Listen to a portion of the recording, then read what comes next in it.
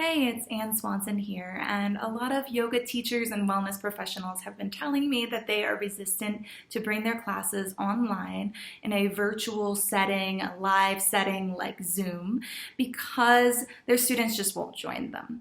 So how do you get those students that are resistant to join because maybe they're not tech savvy, maybe you work with an older population, 50 plus, 60 plus, 70 plus, and you don't think that they're going to jump onto Zoom and be able to join you as easily. Or maybe you work with a population with some accessibility issues. Well, really, what we need to do is offer these classes and help these people get into virtual sessions. They're the ones that need it really the most, and they need your help. So don't let this stop you. Most of my students are 50 plus. I have students over 70 that are joining me over Zoom just like this.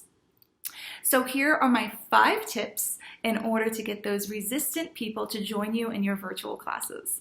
So first, keep your classes small.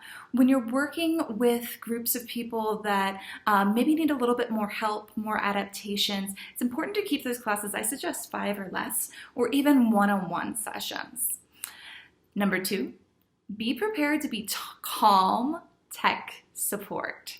That's really important that you are calm and you're able to have that presence for them. There are going to be times where people need help signing in or starting their computer over to make their audio work, finding the settings to do that. You need to be prepared to help them. And I tell my students, this is similar to if you were 10 minutes late to class because of traffic and you're scrambling to find a parking space.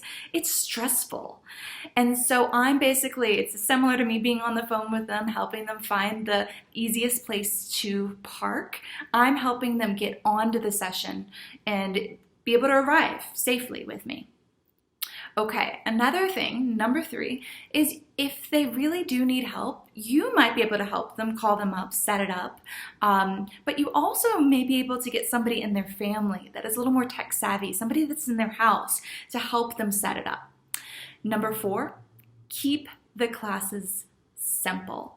So when I'm working with people with chronic pain, arthritis, and I'm doing it in this 2-dimensional format over video, I keep the classes simple. I keep the angles simple. We're not changing angles, moving around a whole lot.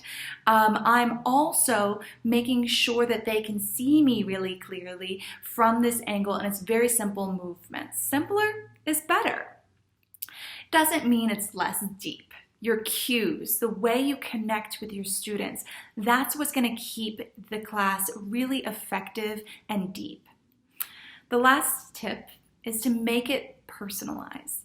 So whether it's following up with them with a personalized email saying what really stood out to you in the class and giving them some tips through the week, which is what I always do, or even just sending them a postcard in the mail, especially during this time, is to be able to connect in those more personal ways. Now, if you need more tips and resources on moving your classes online, you can head to AnnSwansonWellness.com/virtual-yoga. And there's some free tips and resources and guides, how to use Zoom step by step on there. And I'll be working with people coming up to help you make this a reality.